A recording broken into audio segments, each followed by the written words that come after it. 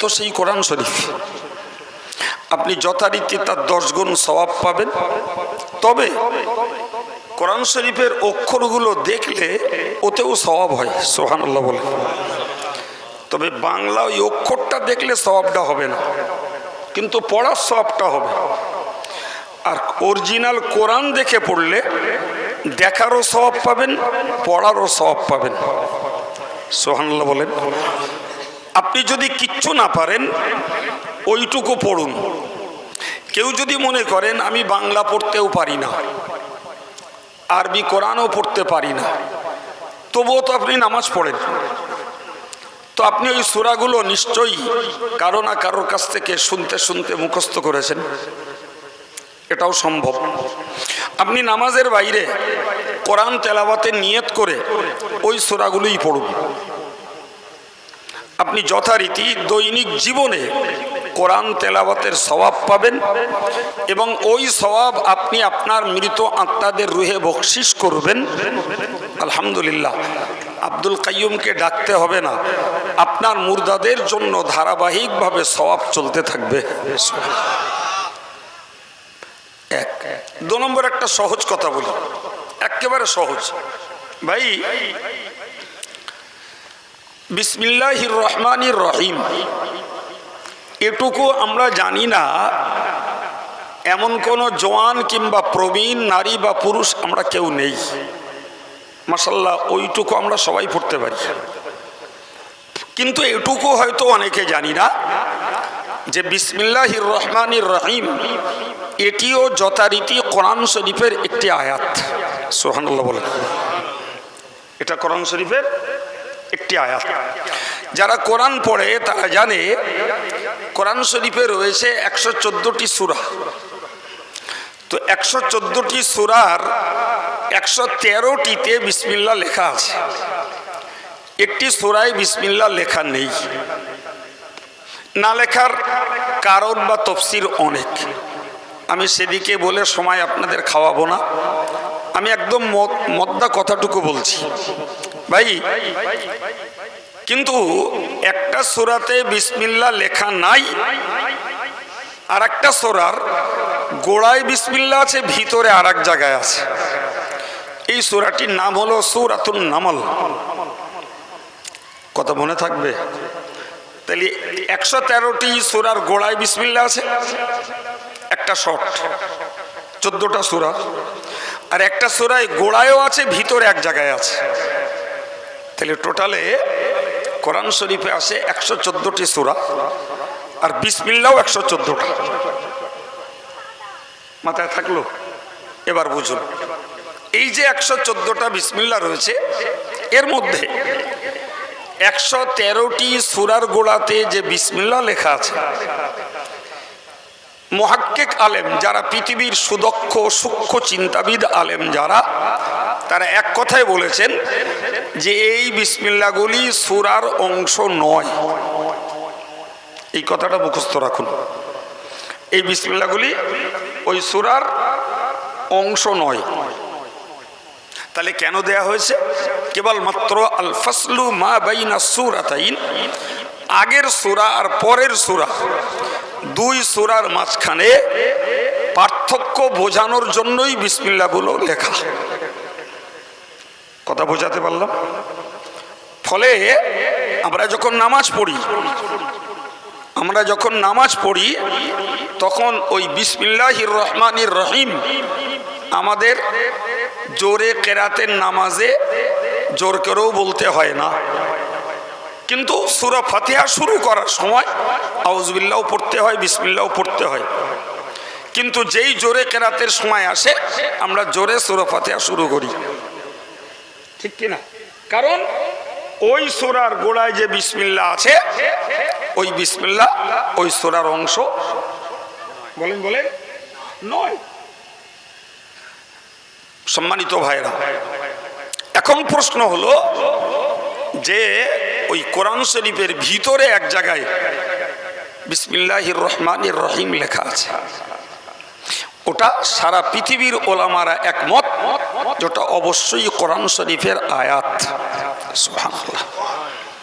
এবার বুঝুন, আসল কথাটা বলি, এই বিসমিল্লাহির রহমানির রহিম ছোট্ট কালামটার ভিতরে রয়েছে 19টা অক্ষর। কটা অক্ষর? 19টা অক্ষর।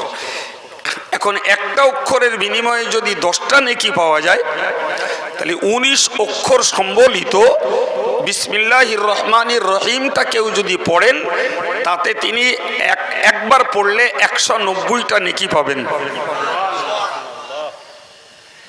যদি কোনো ভাই সহিভাবে মনোযোগের সঙ্গে 100 বার বিসমিল্লাহির রহমানির রহিম পড়েন, 19,000 নেকি পাবেন। কি বুঝলেন? কত হাজার বললাম? 100 বার বিসমিল্লাহির রহমানির রহিম বলতে পড়তে সিরিয়াসলি 10 মিনিট সময় লাগতে পারে, তার বেশি নয়। এখন আমি যদি ওই বিসমিল্লাহির রহমানির রহিমটাকে কোরআন শরীফের আয়াত হিসাবে তেলাওয়াত করি, তাহলে আমি এক মুহূর্তে 10 মিনিটে 19,000 নেকির মালিক হয়ে যাব। এছাড়াও হাদিস শরীফ এসছে, কুল্লু আমরিন যী বালিন লাম ইউবদা বিসমিল্লাহির রহমানির রহিম ফাহুয়া আখতা। প্রিয় নবী বলেন, যে কাজটা শোভনীয়, ভালো কাজ, জায়েজ কাজ, ওইটাকে যদি কেউ বিসমিল্লাহ দিয়ে শুরু না করে, তাহলে ওই কাজটা হয়ে যায় অসম্পন্ন কাজ। কি কাজ? ওই কাজ হয়ে যায় বরকত শূন্য, ওই কাজে বরকত থাকে না। ফলে যারা সুন্নতকে আমল করতে চায়, তাদের দেখা যায় প্রত্যেকটা শোভনীয় কাজে, জায়েজ কাজে তারা বিসমিল্লাহ শব্দটিকে আমল করেন বা তেলাওয়াত করেন। এমনকি হাদিস শরীফ এসছে, আপনি জুতো পরবেন, জামা পরবেন, লুঙ্গি পরবেন, এই কাজগুলোও শরীয়তে মুবাহ জায়েজ কাজ, এগুলোর ক্ষেত্রেও বিসমিল্লাহ বলতে হয়। সম্মানিত ভাইরা, আমরা যদি কোরআন তেলাওয়াতে নিয়ত করে ওইটাকে পড়ি, তাহলে যেমন নেকি পাবো, প্রত্যেকটা ভালো কাজের শুরুতে বিসমিল্লাহির রহমানির রহিম বলে কাজটাকে শুরু করব, যথারীতি সওয়াবের হকদার হব, সুন্নত পালনও হবে।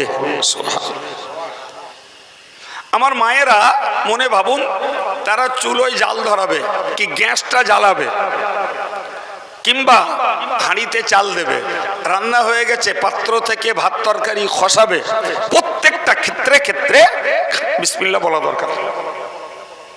প্রত্যেকটা ক্ষেত্রে বিষয়টা খুবই সহজ, কিন্তু অমনোযোগী মানুষগুলো স্মরণ না রেখেই আমলগুলো বাদ যায়। কিন্তু যারা মনোযোগী, তারা 100% এই সহজ কাজের ভিতর দিয়ে বিনা খরচায়, বিনা প্যান্ডেলে, বিনা তাবাররুকে প্রচুর পরিমাণে নেকি লাভ করতে পারে। আপনি এশার নামাজ সম্পন্ন করলেন, এখন তো আর কাজ নেই, বাড়ি এসে খাবো আর শোবো, তো এশার নামাজ পড়ে বসলাম, তসবিটা নিয়ে আমি 100 বার বিসমিল্লাহির রহমানির রহিম, বিসমিল্লাহির রহমানির রহিম, বিসমিল্লাহির রহমানির রহিম পড়া শেষ করে একবার দরুদ শরীফ পড়ে দুটো হাত তুলব, তুলে বলবো, আল্লাহ আমার দাদা দাদি, আমার আব্বা মা যারা কবরস্থ, আল্লাহ এদেরকে মাফ করে দাও। আমি যেগুলো পড়েছি আল্লাহ এর সওয়াবটা ওদের রুহে বকশিশ করে দাও। বিশ্বাস করুন, হাজার হাজার টাকা দামের চুক্তি করা বক্তা দিয়ে আপনার যা লাভ না হবে, আপনার মতো অজ্ঞ মূর্খ মানুষটা এই সাধারণ আমলটা করবেন, ওর থেকেও প্রচুর পরিমাণে নেকির মালিক হবেন, আপনার মুর্দারাও উপকৃত হবে। মানুষ এগুলোকে বোঝেও কম, আমলে কাজে লাগায়ও কম। খারাপ লাগছে কথা শুনতে? মনে ভাবুন, একটা মানুষ না কোরআন পড়তে পারে, না কোরআনের বাংলা উচ্চারণ পড়তে পারে, না মানুষটা কারোর কাছ থেকে শুনে শুনেও কোনো সূরা কালাম মুখস্থ করেছে তাও নয়, কিন্তু আল্লাহ পাক তাকে দুটো চোখ দিয়েছে। আপনি মসজিদে যান, যে হয়তো যে কোনো নামাজে গেছেন, সুন্নত পড়ে ওয়েট করছেন জমাতের জন্য, থাকায় কোরআন শরীফ আছে, একটা খুলুন, খুলে কোরআন শরীফটা ওই অক্ষরগুলো নজর দিয়ে কি আঙুল দিয়ে দেখতে থাকুন, দেখুন ওইগুলো।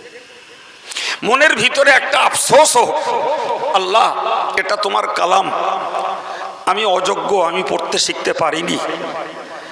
আপনার অক্ষরে, আপনার নজরে যতগুলোই অক্ষর পড়বে, প্রত্যেকটা অক্ষরের বিনিময়ে আপনি একটা করে নেকি পাবেন। আপনি বলেন, যদি 10 মিনিট একটা মানুষ নজর দিয়ে আঙুলটা দিয়ে দিয়ে লাইনগুলো বুলিয়ে যায়, অক্ষরগুলো দেখে, হাজার হাজার অক্ষর তিনি ওই মুহূর্তের ভিতরে নজর রাখতে পারবেন, ওর সওয়াবটা পাবেন। কিতাবে এসেছে আন-নাযরু ইলাল কুরআনি ইবাদাতুন, আল্লাহর কোরআনের দিকে দৃষ্টি দেওয়াটাও হলো একটি ইবাদত। সুবহানাল্লাহ বলেন। আল্লাহর কোরআনের দিকে নজর করাটাও একটা ইবাদত। বেয়াদবি নেন না, আপনারা যথেষ্ট ধর্মপরায়ণ মানুষ মজলিসটাতে রয়েছেন, কিন্তু বলেন দিন কোরআন পড়তে পারি না বলে কোরআন খুলে চোখ দিয়ে দেখেছি, এই আমলটা করেছি কতজন? কি গো বাবু? অথচ আল্লাহ তো সকলের দৃষ্টি শক্তি দিয়েছে। একেবারেই বিনা কষ্টে বিনা খরচে আমরা ওই কোরআনটুকু চোখ দিয়ে দেখে নেকি জোগাড় করতে পারি, যেহেতু কোরআনে চোখ রাখাটাও কি বলেছি ইবাদত। সুবহানাল্লাহ বলেন। অথচ এতটুকু সহজ সওয়াব জোগাড়ের আমলটাও আমাদের মধ্যে অভাব। হয় বলবেন জানিনি, অথবা বলবেন কখনো শুনেছিলাম কিন্তু ওটা রিনিউ করা হয়নি, আমলও হয় না। সম্মানিত ভাইরা আমার, মনে রাখুন হাদিস শরীফে এসেছে, প্রিয় নবী সাল্লাল্লাহু আলাইহি ওয়াসাল্লাম বলেন, মান সাল্লা আলাইয়া মাররাতান সাল্লাল্লাহু আলাইহি আশার। আল্লাহ পাকের নবী বলেছেন, যে লোকটি একবার দরুদ শরীফ পড়েন, আল্লাহ পাক তার প্রতি 10টি রহমত নাজিল করেন। আবার বলেছেন, ওই লোকটার শুধু 10টি রহমত নাজিল হয় না, বরং ওই লোকটার জন্য আহুত্তাত আনহু আশারু খতিয়াতিন, আল্লাহ পাক ওই মানুষটার 10টা গুনাহকে মাফ করে দেন। আবার বলেছেন, ওরাফা আল্লাহু আশারু দারাজাতিন, আল্লাহ পাক ওই বান্দার 10টা দরজা আল্লাহর কাছে বৃদ্ধি করে দেয়। কটা লাভ হলো? 3মুখী লাভ 30টা। কমুখী লাভ কমুখী 3মুখী। একদিকে 10টা রহমত পাওয়া যাবে, আর একদিকে 10টি গুনাহ মাফ হবে, আর একদিকে আল্লাহর কাছে ওই মানুষটার 10টা দরজা বৃদ্ধি হবে। সুবহানাল্লাহ বলেন। তাহলে দরুদ শরীফ পড়েও নেকি সঞ্চয় করা বলেন যায় না? যায় না? যায়। ভাই একটু তাকিয়ে দেখুন, ভালো করে খেয়াল করুন। আমরা যারা নামাজের দোয়া কালামগুলো মুখস্থ রেখেছি তারা জানি নামাজের শেষ বৈঠকে আত্তাহিয়াতু পড়তে হয়, এটা পড়া ওয়াজিব। এরপরেই পড়তে হয় দরুদ শরীফ। কি পড়তে হয়? দরুদ শরীফ। নামাজের ভিতরে এই দরুদ শরীফ পড়া সুন্নাত। কথা বুঝে আসি? প্রসঙ্গত একটা কথা মাথায় নেন, ধরে নেন কোন ব্যক্তি নামাজের বৈঠকে শেষ বেলায় শুধু আত্তাহিয়াতু পড়ে সালাম ফিরিয়ে দিয়েছে, দরুদ শরীফও পড়িনি, দোয়া মাসুরাও পড়িনি, তার নামাজ হয়ে যাবে, কিন্তু সওয়াব কম হবে সুন্নত ত্যাগ করার জন্য। কথা মাথায় ঢুকলো? হ্যাঁ, কেন হবে নামাজ? যেহেতু দরুদ শরীফ পড়া মূলত সুন্নাত। মূলত কি? সুন্নাত। এখন যদি কোনো মাথা মোটা বলে যে আমার নামে দরুদ না পড়লি বিশ্বের মুসলমানের নামাজ হবে না, এটা নিশ্চিত মাথা মোটা ছাড়া আর কিচ্ছু না। এই কথা বুঝতে পারছেন না? কারণ দরুদ শরীফ পড়া তার ফরজ না। এখন তোর নামে পড়বো না নবীর নামে পড়বো সেটা পরে ভাবছি, তো ওটা যখন ফরজ না, তাহলে ওটা যদি কেউ নাও পড়ে তাও তার নামাজ বলেন হয়ে যাবে।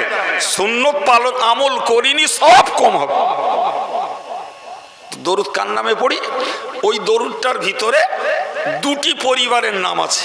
একটা হলো নবী মুহাম্মদুর রাসূলুল্লাহ সাল্লাল্লাহু আলাইহি ওয়াসাল্লাম এবং তার পরিবার, আরেকটি হলো নবী ইব্রাহিম আলাইহিস সালাম এবং তার পরিবার। সুবহানাল্লাহ। তাহলে এখানে আদার্স কারুর নামে দরুদ পড়ার কোনো মৌকা, কোনো সুযোগ, কোনো আদেশ আছে? এখন যদি কেউ বলে যে আমার নামে দরুদ না পড়লে বিশ্বের মুসলমানের নামাজ হবে না, তাহলে ওটা তার কাটা কথা, ওটা কোনো আমলের যোগ্য আর গ্রহণযোগ্য কথা নয়। এরপরে আমার বক্তব্য যে আমরা বড় জোর নামাজের মধ্যে ওই বিধান করা আছে তাই দরুদটা পড়ি। এবার আপনার কাছে আমার দাবি, এই নামাজের বাইরে দরুদ পড়েন কত লোক? আমার প্রশ্নটা বোঝা গেছে? নামাজের বাইরে দরুদ পড়েন কত লোক?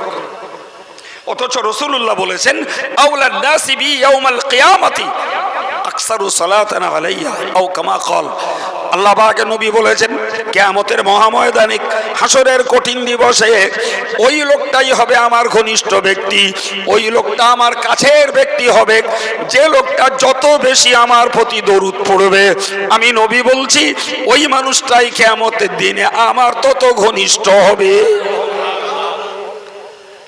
দরুদ পড়ার বেশি করে দরকার আছে না নাই? গুনাহ মাপ, সওয়াব, আল্লাহর কাছে মর্যাদা বৃদ্ধি, উপরন্তু কিয়ামতের ময়দানে রাসূলের কাছাকাছি থাকার সুযোগ হবে। কথা মাথায় গেল? বলেন, নামাজের ওই দরুদ ছাড়া আমাদের দরুদ পড়ার আমল আছে কতজন?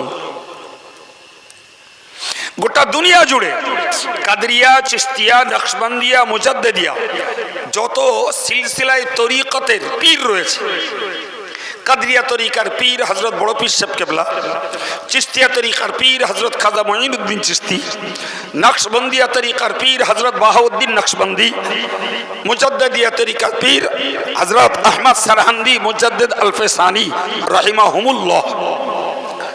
ভাই, প্রত্যেকটা পীরের তরিকাতে যদি কেউ বায়াত হয়, যদি কেউ তার কাছে তাদের তরিকাতে মুরিদ হয়, প্রত্যেকটা তরিকার নিয়ম হলো একদম যেদিন থেকে বায়াত হবেন সেই দিন থেকে মৃত্যু পর্যন্ত এশা আর ফজরের নামাজে কম পক্ষে 100 বার করে দরুদ পড়া অবধারিত।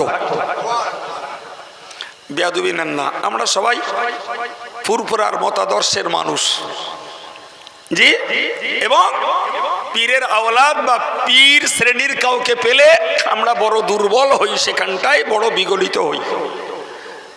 আমি যদি এই মজলিসটাতে জিজ্ঞাসা করি যারা এই এলাকাস্থ মানুষ, হয় বিষ্ণুপুরের, নাই ঢালিপাড়ার, নাই জাঙ্গালাটির, এই আশপাশের মানুষ, একটু বলবেন বিবেকের সঙ্গে কথা বলে কজন কোন পীরের কাছে মুরিদ হয়েছেন আর কোন পীরের দেওয়া এই কলবের সবক, রুহের সবক, খপির সবক, আকফার সবক, তরিকতের এই ক্লাসগুলোর সবক করেছেন, করছেন, কার কাছে মুরিদ হয়ে একটু মনে করে বলবেন। আমার কথা বলছেন না কেন? পীরির বাচ্চা বেলি তো জিন্দাবাদে আকাশ মুখরিত হয়ে যায়, অথচ পীরদের জীবনগুলো দাঁড়িয়েছে যে সাধনার ভিত্তিতে, যে তরিকার ভিত্তিতে। আজকে যারা পীর নামে বাজারজাত হয়েছে, না রয়েছে তাদের কাছেও সে আমল, না রয়েছে ভক্তদের কাছেও আমল, শুধু রয়েছে আবেগের জিন্দাবাদের ভাষা। টাকা দিলি তুমি ভক্ত, টাকা না দিলি তুমি শত্রু। কথা বলছেন না কেন?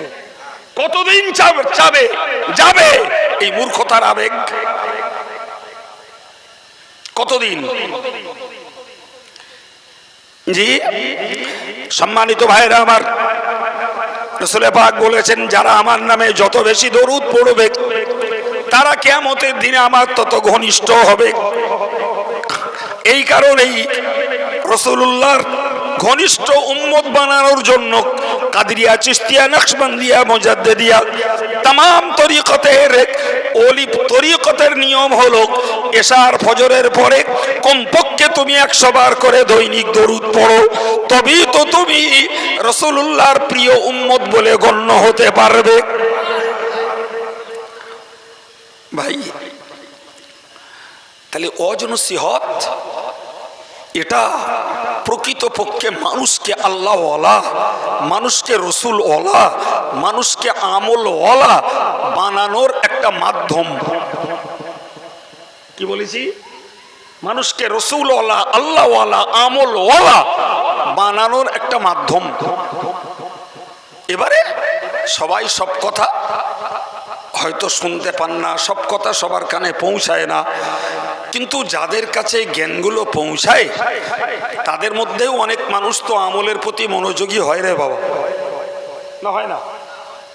জি, এই যে মানুষগুলো আমলে মনোযোগী হয়েছেন, দাড়ি টুপি নামাজ কালাম আলহামদুলিল্লাহ, যারা যতটা করছেন এগুলোও তো এরকম অশোনার অজনসিহত শুনতে শুনতে জি, কিন্তু এ গতি তো চলছে সে অনেক দিন ধরে। এ মজলিসে খোঁজ করলে দেখা যাবে 40 বছর আগের নামাজি আছে। কথা বলেন তো, 40 বছর আগে নামাজ পড়তাম 5 ওয়াক্ত, এখন কি উন্নতি হয়ে 10 ওয়াক্ত হয়েছে নাকি? হ্যাঁ না বলেন? 40 ওয়াক্ত নামাজ, 40 বছর ধরে 5 ওয়াক্ত নামাজ পড়ছি। আমরা আল্লাহ পাকের প্রিয়তা অর্জন করার জন্য আওয়াবিন বলি, ইশরাক বলি, চাষ বলি, কি তাহাজ্জুদ বলি, এই নামাজগুলো বাড়িয়েছি 40 বছরে কজন? বলেন বলেন।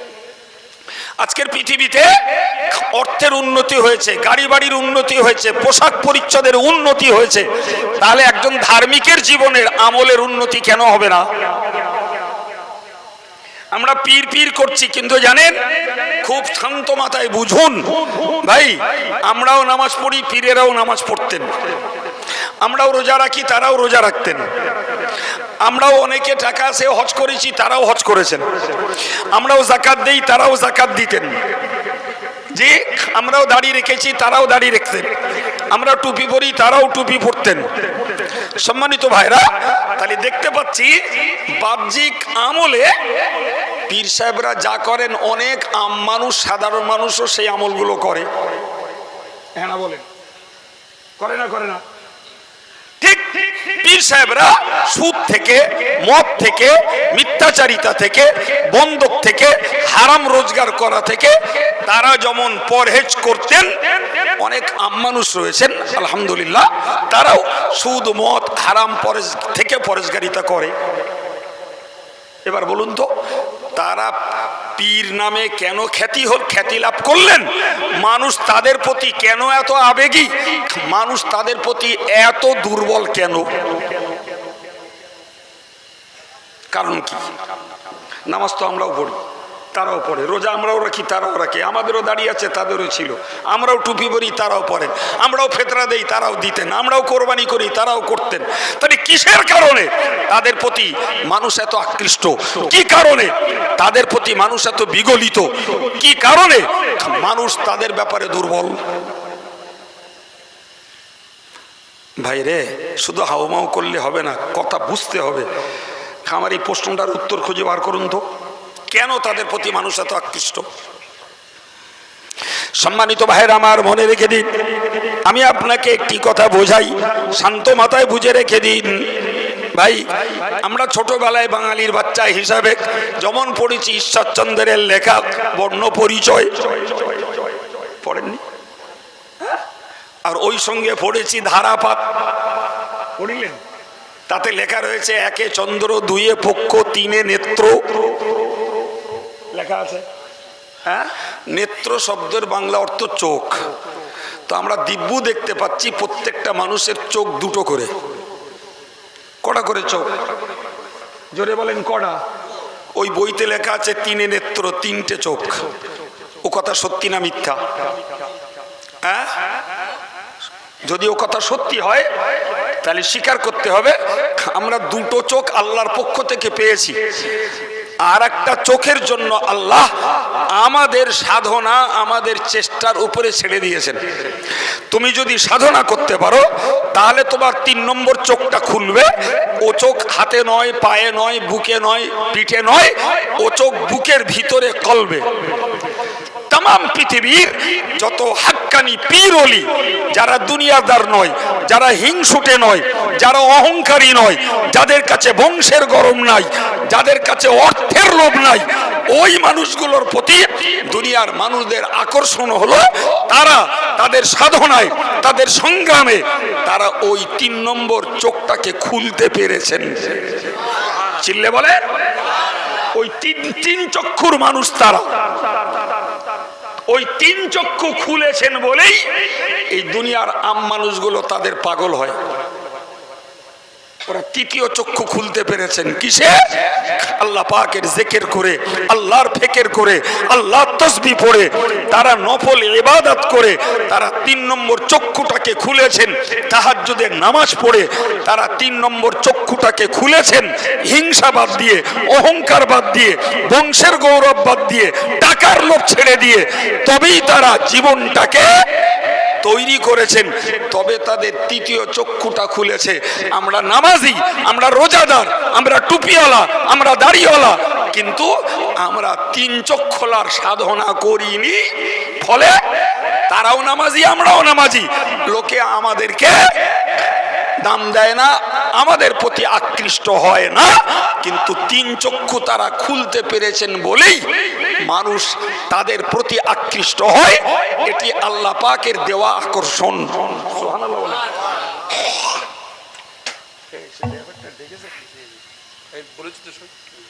আপনারা একটু এগিয়ে আসুন, পিছনে লোকজন বুঝতে পারছি, একটু আসবেন সামনে জায়গা নেই। এই যে না বাবা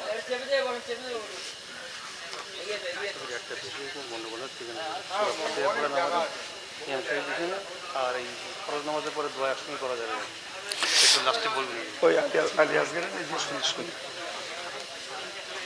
বাংলা কথা দিলে হবে না, আমার কাছে মিঠা কথা আছে ছেলেদের গাড়িতে আসতে পারি বলে দিচ্ছি। বসেন বসেন, শিগগিরই বসেন। সময় খুব বাঁধা ধরা, কথাও ঠেসা, শুধু আপনার শুনবার মন থাকলেই আল্লাহ শোনাবেন, বলবো ইনশাল্লাহ। বসেন, চট করে বসেন। কি বলেছি বাবু?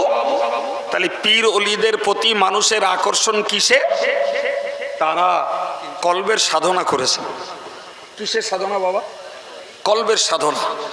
এই কলবের সাধনা করে তারা ওই অন্তর চক্ষুটা খুলতে পেরেছেন। সুবহানাল্লাহ। কিন্তু বাবু ওই সাধনা তো একদিনের ব্যাপার নয়, একদিন নয় ওটা। সম্মানিত ভাইরা আমার, মনে রেখে দিন, এই সাধনা করলেই কেউ পীর হবে, ওই সাধনা করলেই কেউ আল্লাহর ওলি হয়ে যাবে, না না, ব্যাপারটাও এমন নয়। কিন্তু আল্লাহর কোরআন বলেছে, ইয়া আইয়ুহাল্লাযীনা আমানু যকুরুল্লাহ যিকরান কাসীরা ওয়াসাব্বিহুহু বুকরাতাও ওয়া আসীলা।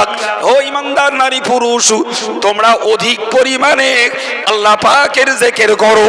ওয়াসাব্বিহুহু বুকরাতাও ওয়া আসীলা, তোমরা সকাল সন্ধ্যাতে আল্লাহর নামের তাসবিহ পড়ো। বলেন পীর হতে হবে না? পীর হওয়া থাক, কিন্তু এটা তো কোরআনের আদেশ। কার আদেশ এটা? এতগুলো নামাজি মানুষ, এতগুলি আল্লাহওয়ালা মানুষ, আপনি বলেন যে আমরা সকাল সন্ধ্যায় তাসবিহ পড়ি কতজন, জিকির করি কতজন? কিন্তু পীর ওলিদের কাছে যারা বায়াত হয়, যারা পীরেদের তরিকাতের শিক্ষা অবলম্বন করে, তাদেরকে দৈনিক সকাল সন্ধ্যায় জিকির করতে হয়। তা আমরা এতকালের পুণ্য নামাজি, আমাদের মধ্যে ওটা নেই কেন? জি, তারা জিকির করেন, মুরিদদেরকে শেখান আল্লাহ আল্লাহ আল্লাহ আল্লাহ আল্লাহ আল্লাহ। আপনারা করেন না কেন? কেন করেন না? ওটাই তো পীরেদের বৈশিষ্ট্য, ওটাই তো পীরেদের প্রকৃত আদর্শ।